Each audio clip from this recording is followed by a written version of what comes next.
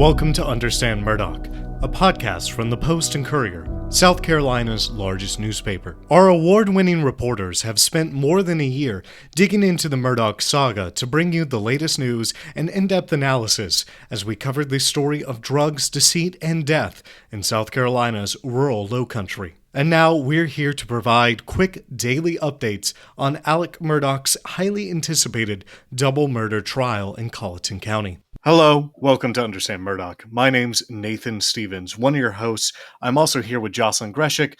Jocelyn, today was mostly taken up by testimony from a single witness. Jurors finally heard from the lead agent with the State Law Enforcement Division who investigated these killings. Yeah, that's right. Okay, let's break down his testimony. How did it begin? So Prosecutor John Metters questioned SLED agent David Owen today. And he really cut right to the chase by asking Agent Owen to describe the moment he arrived at the crime scene and what he observed. What time did Agent Owen get there? So he was coming from Charleston, which is where he lives. And remember, SLED agents were not the first law enforcement officers on scene. That was Colleton County Sheriff's deputies. So by the time Agent Owen arrived, it was probably close to midnight. And deputies at the scene briefed him on, the scene, and he saw Alex standing with some of his family members and law partners who'd already arrived to be there with him. And did Agent Owen interview Alex? He did. So that was his next step. And jurors already saw video footage of this entire interview, which took place in Agent Owen's car at Moselle. And he testified that he didn't notice anything unusual about Alex's appearance that night, no blood or anything on his clothes. And this is consistent with testimony that we've heard from other witnesses who have also said Alex appeared clean. Okay, so what did Agent Owen do after the interview? He went up to the main house at Moselle to collect the clothing Alex was wearing. And I know we've heard a lot about outfit changes throughout this trial. Can you remind us what he was wearing at the crime scene? Yeah, so Alex was wearing a white t-shirt, green cargo shorts, and red and yellow sneakers. Okay. Did Agent Owen do anything else at the scene? Yeah, he said he interviewed Nolan Tootin, who was one of Paul's best friends.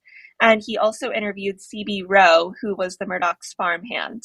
And Alex had mentioned Rowe in his interview with Agent Owen earlier, saying that Rowe had been off work that day. So after these interviews and, walking around the scene and in the main house, Agent Owen said he didn't leave Moselle until probably 8:30 the morning after the killings. Well, bet he was tired. Did he go back to Charleston? No. So he stayed in Walterboro, actually, and met with other law enforcement officers to discuss immediate next steps in their investigation. He sent officers out to canvass the area around Moselle and asked neighbors if they had had any video surveillance or, any issues with burglaries in the area. Basically, just anything that might help him develop a lead. And Owen also learned at some point that morning another SLED agent had interviewed Paul's friend, Rogan Gibson. Haven't jurors already heard from him? Yeah, he testified a while back. He spoke with Paul on the phone minutes before authorities believed Paul was shot. And Rogan had told SLED agents that he thought he could hear Alex and Maggie in the background of that call as well. And this would have contradicted what Alex had already told investigators in that first interview, right? That he didn't go down to the kennels after dinner until discovering Maggie and Paul's bodies. Yep, that's exactly right. And Alex repeated this again in the interview he had with Agent Owen on June 10th. Okay, and how did Owen's investigation progress after that? So he explained that he continued chasing down leads, interviewing those close to the Murdaugh family, and collecting evidence, like taking DNA swabs from several people who were connected with that 2019 fatal boat crash in which Paul had been criminally charged. Alex had mentioned the boat crash as a possible motive for the killings, right? Yeah, that's right. So was Agent Owen looking at people connected to the boat crash as suspects? Well, Agent Owen explained how he creates this investigative circle after any homicide. And this circle includes people connected to the victims or to the crime scene. So he said Alex was automatically put in the circle because of his relationship with Maggie and Paul and him being the one to discover their bodies. And with the boat crash, being such a big event for the family and Paul apparently receiving threats over it, Agent Owen was also interested in looking at people who might have been connected to that. And so, once he collects all these names in that investigative circle, he begins using evidence to rule them out or, I guess, keep them in. Okay, that makes sense.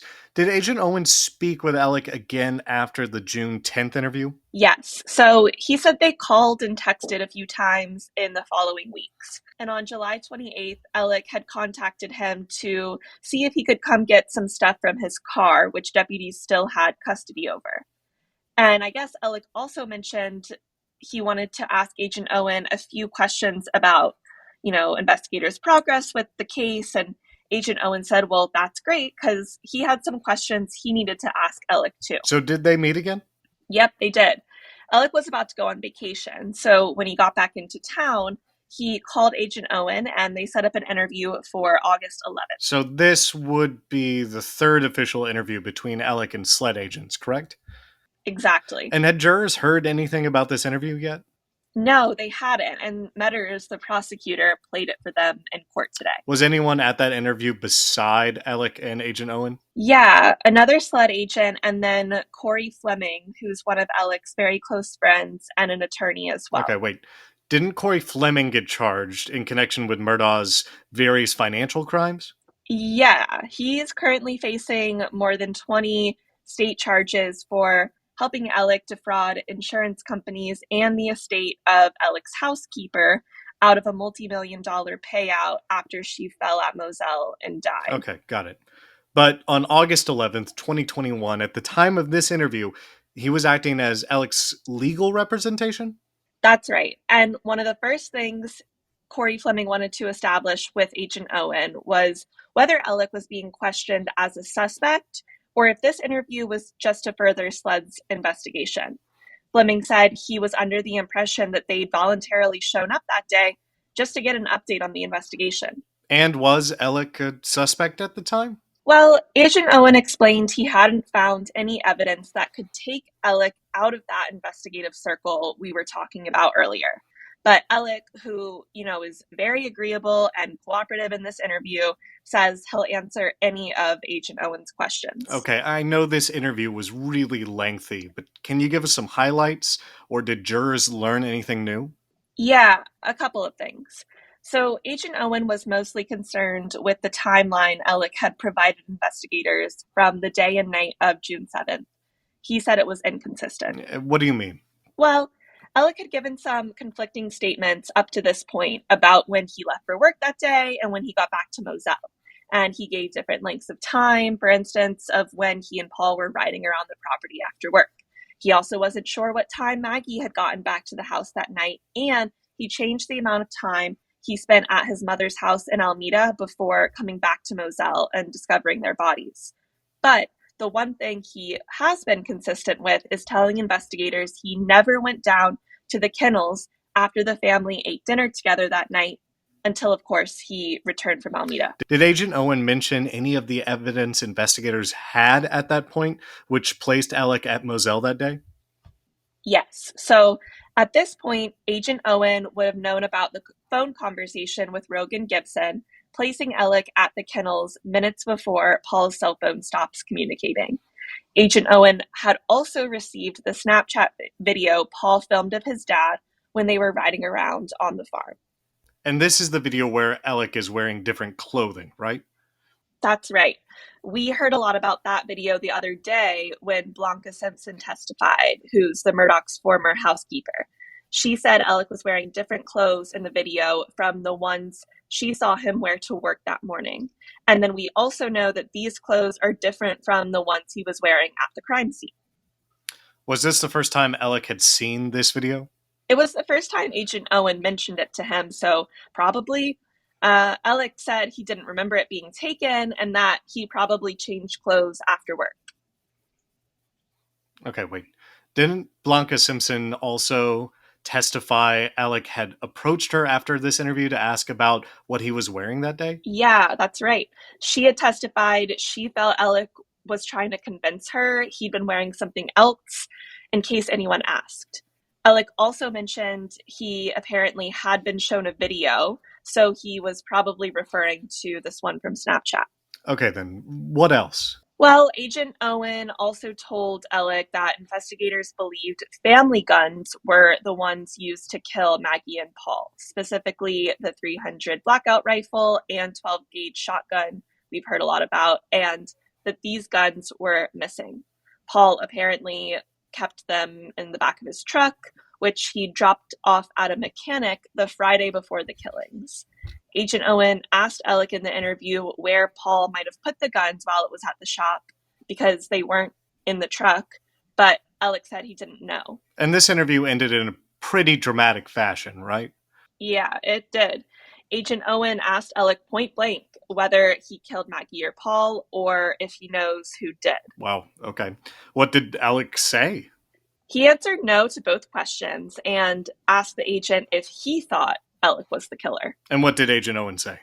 He said he had to go with where the facts and evidence were leading him, and he didn't have anything that pointed to anyone but Alec. Okay, and then defense attorneys had the chance to question Agent Owen, right? Yeah, and that got messy. What do you mean? Well, the defense team had already established through questioning some of the state's law enforcement witnesses that they think SLED didn't really do a thorough investigation. So defense attorney Jim Griffin really hammered Agent Owen on a lot of these points as he was the lead investigator who could answer to a lot of them. Can you walk us through some of those points? Sure. So Griffin establishes a few things. First, if Alec were the killer, he would have had to wash off, blood, bodily fluids, and find some place to stash 2 murder weapons all in about an hour. And data from the Suburban he was driving shows Alec never stopped on his route to or from Moselle and Alameda that night. And if investigators thought Alec might have hid the weapons somewhere in Alameda, they didn't search the property until September 2021, months after the killings instead of that night. Investigators also found only a speck of gunshot residue in the Suburban and a bit of blood on the steering wheel. They also didn't find any blood inside the main house at Moselle, prompting questions about where Alec may have cleaned himself up if he was the killer.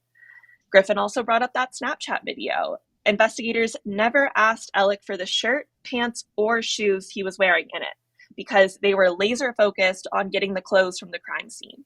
And the clothing from the Snapchat video still has never been recovered. And Agent Owen didn't really have much of an explanation for most of these things. But then Griffin asked him about something even more alarming. Okay, that is a lot of potential issues already. But what was this next alarming question? Well, Griffin brought up the fact SLED was actively looking into whether the white t-shirt Alec was wearing at the crime scene had any evidence of high-velocity blood spatter, which you'd expect the killer to have on their clothing after shooting someone at close range. And SLED hired an outside expert to examine the shirt, right? That's right. And again, a lot of this blood spatter stuff was the subject of a pretrial motion. Basically, the expert wrote a report saying that there was, in fact, blood spatter evidence on the t-shirt. And Agent Owen told the Colleton County grand jury this prior to Alec's indictment for the murders. So what's the problem? Well, remember we spoke the other day about a test that SLED agent Sarah Zapata performed on the shirt? Yes, this was the hemotrace test that can confirm the presence of human blood, correct? Exactly. And she testified that the shirt tested negative, which contradicts what the blood spatter expert apparently found. So did Agent Owen know about Agent Zapata's negative test result when he testified in front of the grand jury? No. He said he didn't learn about her findings until November of 2022, and that was months after Alec was indicted, which is really problematic. And Agent Owen admitted that, in light of Agent Zapata's report, what he had told the Colleton County grand jury wasn't correct. Okay, that cross-examination doesn't sound great for the prosecutors. Thank you so much as always, Jocelyn. Yeah, thank you. That's all we have for now.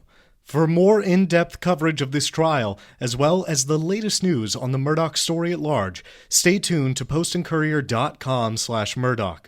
You can find us on Twitter at Post and Courier. We would love if you could send questions, feedback, and tips to our Murdaugh email address. That's murdaugh@postandcourier.com. And please, Also take a minute to leave us a review wherever you get your podcasts. If you want to keep up to date on the trial, subscribe to Murdaugh News, a premium newsletter from the Post and Courier, bringing you exclusive first-hand insight from local South Carolina reporters who have covered this saga from the beginning. Subscribe at postandcourier.com/Murdaugh News, and we'll bring you exclusive reporting on the civil and criminal cases of Alex Murdaugh. We'll see you next time.